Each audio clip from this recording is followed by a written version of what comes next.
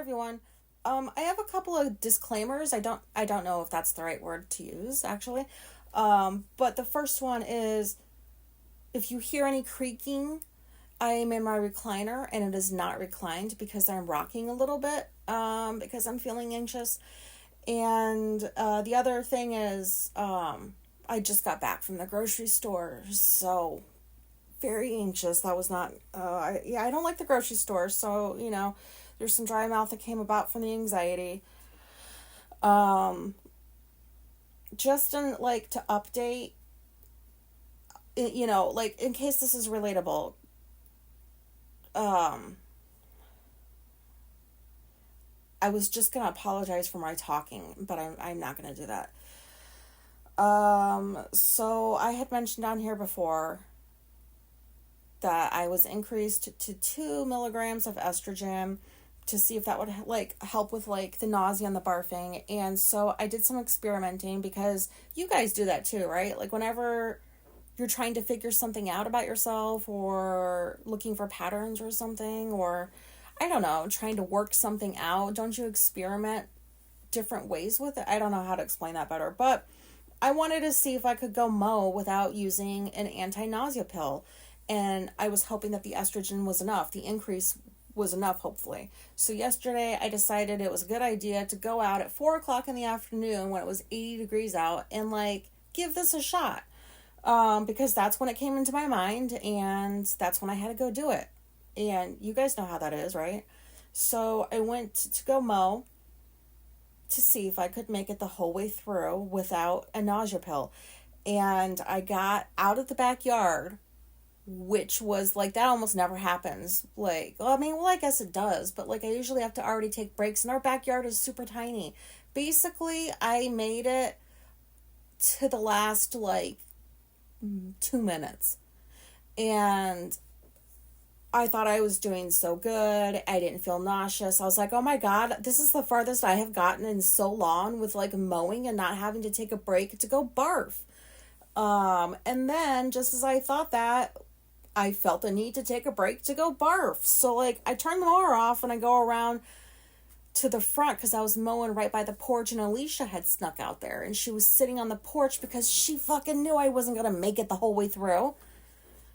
So I went in and I barfed and she finished up the mowing. So that didn't work. It could have been because it was 80 degrees out, but like, I may have to just take a nausea pill before I go do like work like that outside. I don't know. I thought it would be better, but the estrogen does seem to help a little bit because it got me farther. And then, so I decided to go to the grocery store today, and just not take a nausea pill and see like if the extra estrogen helps. And it actually did. I didn't feel nauseous in the store. And it's even hotter out today. And when I got into the car and I was like halfway home, I did start to feel like, ugh. And, but I didn't. I came inside and I didn't barf. Because of air conditioning. I'm so grateful for air conditioning. God, it is the best. So I don't know, like this is a little bit disappointing because while I don't consider myself an active person, I do like to go out and do things. Like I like to go hiking. And like we just haven't had time to do a lot of shit because like of Alicia's grad school stuff. But yeah, so like, does that mean like I'm gonna have to take a nausea pill before I go to like stores or something? Like I'm still trying to figure that out. But it doesn't look like the extra estrogen is helping like as much as I would like it to. But I can say that like the last like week and a half, I haven't had extreme body temperature changes like I was having before. It was like every other half hour I was like cold and then warm and then hot, and then like it was like I had a temperature gauge and it was just fucking wonky, and I was like throwing up. Like I don't know what that was. So I think the estrogen helped with that. I don't know, in case anybody was wondering, which they probably weren't. And then we went to, Alicia and I had therapy together last week, and we were talking about like how the last couple of semesters has been really great for our marriage. Like we haven't fought, we haven't like had the issues that we had the first 2 years of her grad school. But I did bring up that like I'm very excited for it to come to an end because I am so fucking sick of cooking. I hate it. I hate cooking. And I didn't know I was going to talk about that in session, but I was like, I fucking hate the cooking. I hate cooking. And so we agreed that this week I was not going to do any of that because, like, I am so sick of it. And I sound like such a little, like, I don't know, a complainer, but I hate it. I was like, yeah, I'm bringing this up in therapy because this is what I'm looking forward to. Like, I am so sick of being in the fucking kitchen doing shit.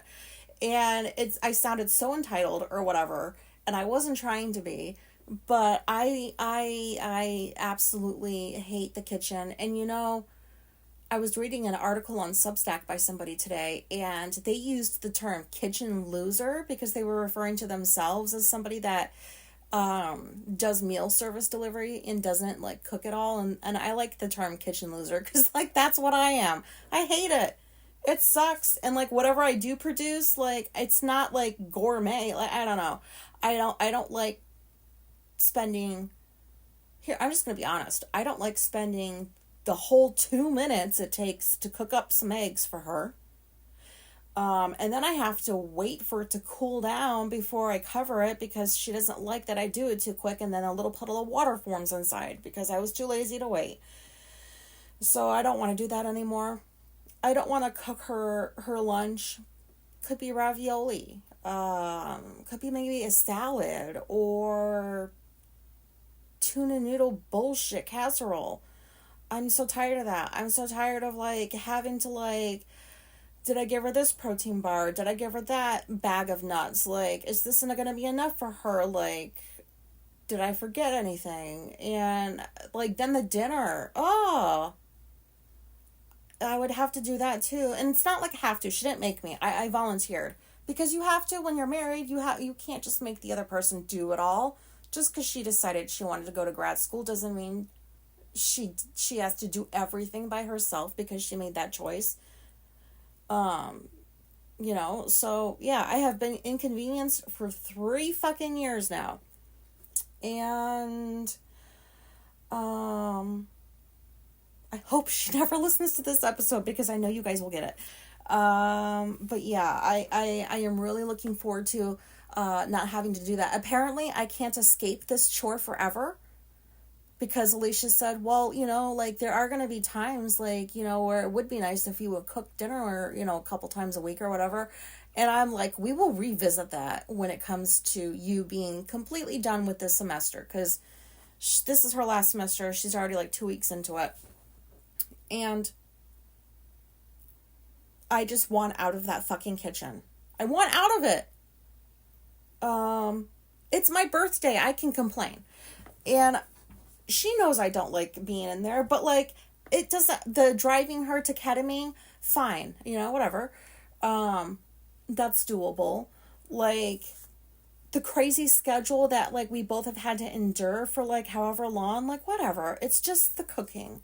If I didn't have to worry about any of that, there would have been probably like very little problems. Maybe not. I don't know. Cooking sucks. I hate it. Oh my, I'm looking at, sorry if you hear this piece of paper. I'm just waving a piece of paper around for no reason. Because it's something to do. I just worked myself up over that for no reason. And so, but yeah, I have the week off from cooking. And so moving right along, I was bringing home, I went to the grocery store earlier, like I said. I just had like a few things to get, and then like I come home and I shouldn't talk so loud because my room is like right next to their house.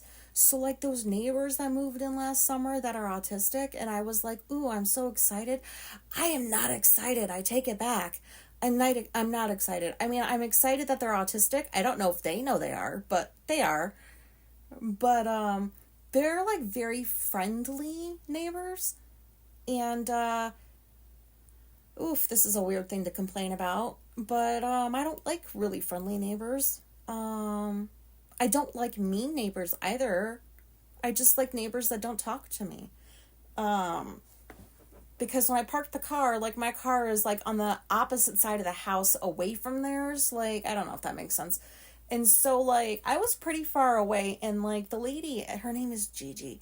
She came out and she had her dog. Sometimes I think that they bring that dog out when I'm out there just to like say something to me because they never see me. But that's probably all in my head. And so she's like, "Hi, how's it going?" And I'm like lugging like a case of water up the stairs, and I'm like, "Good, how are you?" "Oh, great." And then that's it. I mean, so are they autistic though? Because that's all they said. I don't know. I mean, I think we're all different, so I shouldn't just assume everybody's like me. And there are very friendly autistic people, so like, yeah, they're just friendly, and I have a problem with that. Um, and I was really hoping she wouldn't try to trap me for a conversation because she does that to like Alicia when Alicia would go out, like, and I could hear them like out there chatting or whatever. And I'm like, thank goodness that's not me because I don't want to have to talk to people.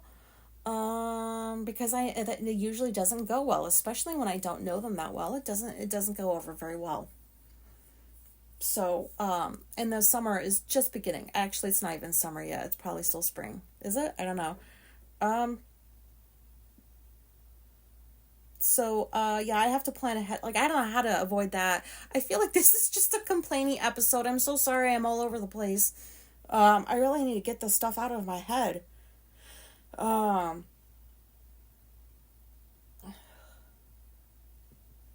like, I know I'm still in burnout. I know I am. I don't want to, like, when something as simple as, like, her just saying, like, hi, like, irritates the fuck out of me. I know I'm still in burnout because, like, that stuff usually is manageable. Like, I don't get that bent out of shape when somebody just wants to be friendly, but I just really feel like being a shut in. Like, I just really feel like just staying inside the house for like a whole month and like not leaving and not having any responsibilities and just doing whatever the fuck I want to do because that's where I'm at right now. But I'm an adult and I don't have that luxury right now. Um,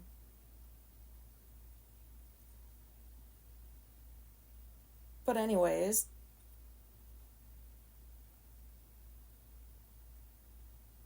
yeah, I think that's all I've got. Oh, is that all I have? I think so. Oh yeah, did I mention? I probably did. It's the anxiety. I had all those things I wanted to say. I should have written it down because the grocery store like took half of my brain. It's like still at the grocery store. Like it's just in the aisles that I was trying to escape with all the people standing in the middle of I don't like the grocery store. I could have done Instacart, but it's kind of stupid when you only need like a few things. And I was like, you know what? I haven't driven the car in like 5 days, so I should probably go out.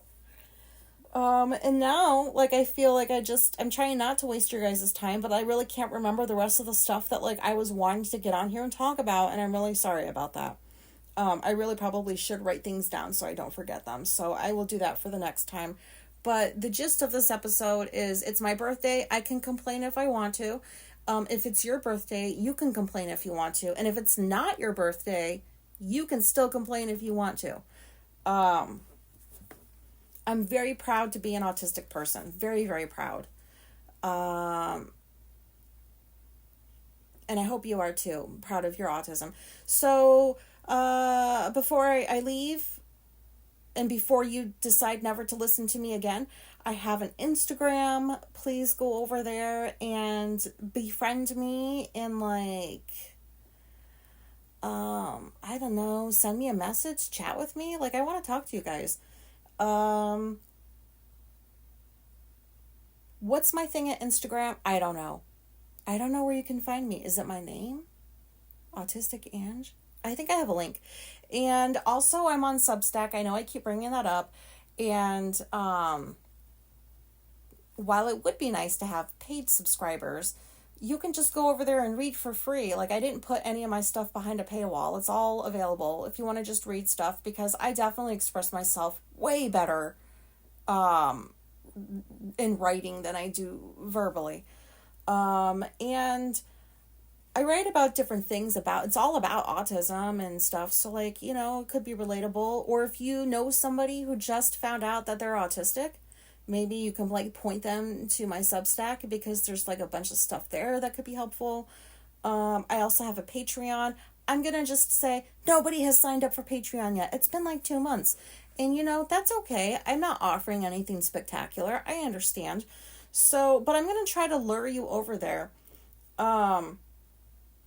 Because I've put some pictures up there that I wouldn't put on public. And I had this picture. I took a selfie of myself. Ew, I said selfie. Are they still called that? I don't know. I had a really bad, what I'm going to call a POTS episode 2 weeks ago. I think that was the one I talked about. And I took a picture of myself mid-barf. I look crazy. And I got snot hanging out of my nose, and my face is puffy from like, if you want to see that, please pay.